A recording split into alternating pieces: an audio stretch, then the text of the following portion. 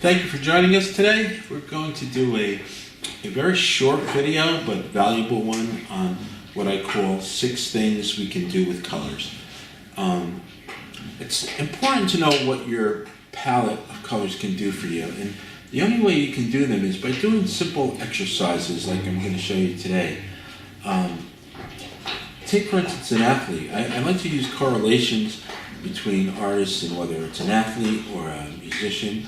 But an athlete, take for instance a tennis player, they all practice a backhand shot thousands of times before they even step on the court against a competitor. Forget about in a game, just in practice.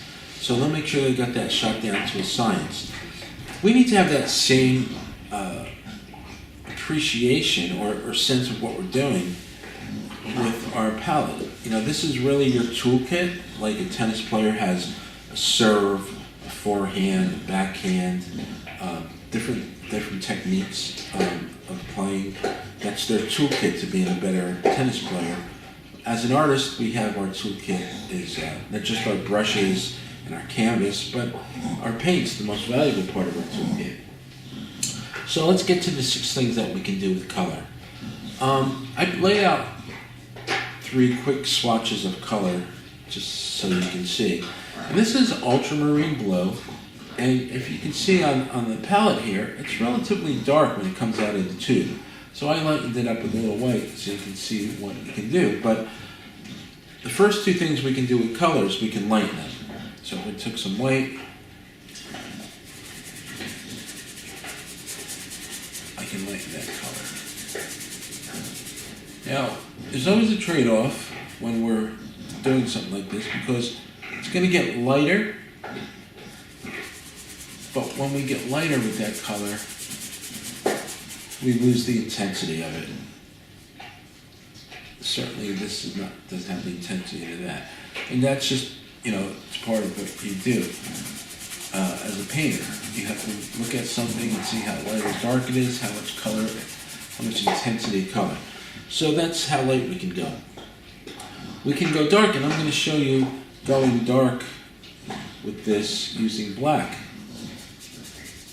Now, a lot of times you don't want to use black to darken a color, but this is, in this particular lesson, this is showing you how you can go have black.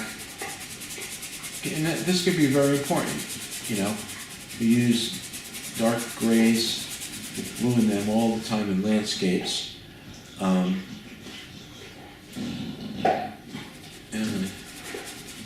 get just a little in-between color there. But obviously you can see we lose the intensity of that color using black. It doesn't mean it's not important that we don't use it, but we've got to be aware that now if I took some deep blue, just a touch of that black,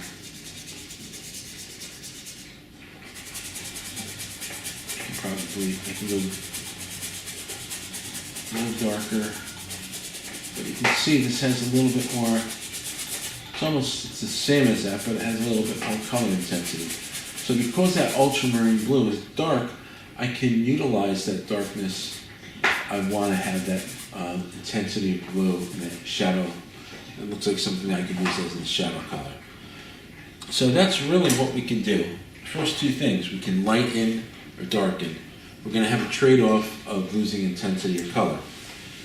The other thing we can do is we can make a color warmer or cooler. So how do I warm up a green? Well, let's try a little yellow.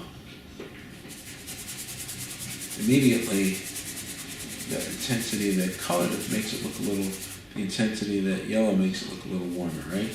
I could come up brighter if I need to.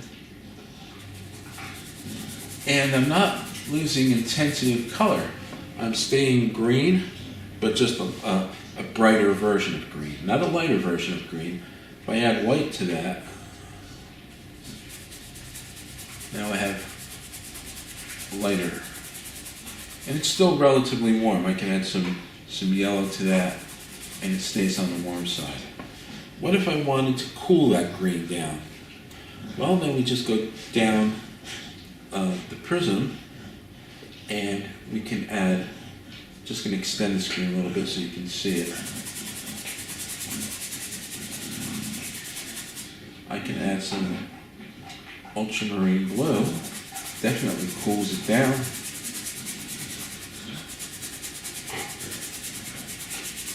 And I'm staying in but I also wanted to show you, because this was a mixture of phthalo green with white, so that you can see it, I can darken that down. And what this does is it's darkening that color down, and if I add the intensity of that blue to it, I have significantly cooled it down. So if that's my root color out of my tube, you know, it's not out of my tube, I've added white, but if I'm just looking at that as my root color of something, and I see it gets lighter, you know, maybe I'm painting a piece of fruit, or it could be a tree, leaves or something. I come in with this color first, but then by adding some yellow and some white, I bring it up. Now there's another way to actually make a color, to make a green warmer. I can add a touch of yellow to that. I'm sorry, a touch of green. Oh, that brush is a little too, has too much color. Let me get a different brush.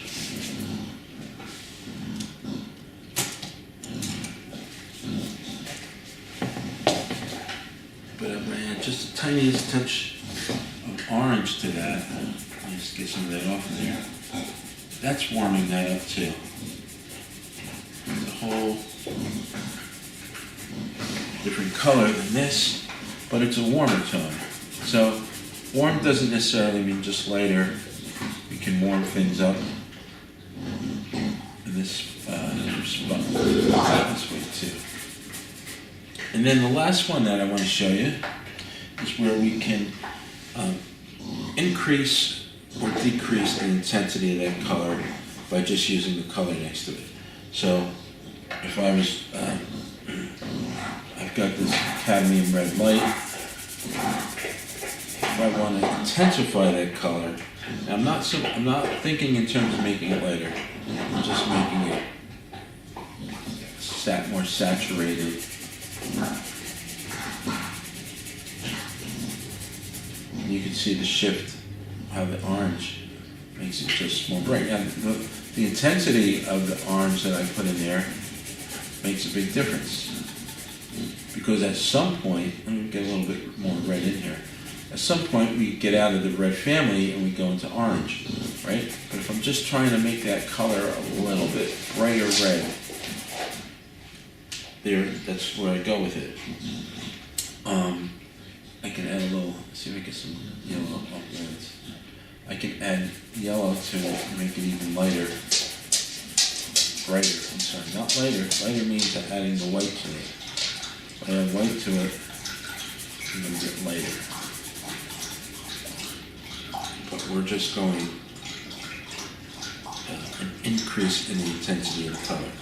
Now the term used for that when you're going from, you know, your root color and you're changing it, you're changing the chroma, the intensity of the chroma. I'm going to do the same exact thing here now, going darker. I can, by just using the color next to it, let me take the flow off that brush, I can decrease the intensity of the color, but still relatively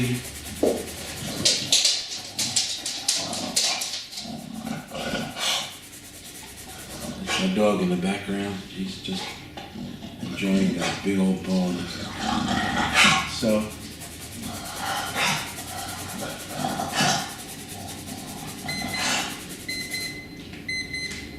alright, that's my timer. So we can darken that red, alright? I put more red in there.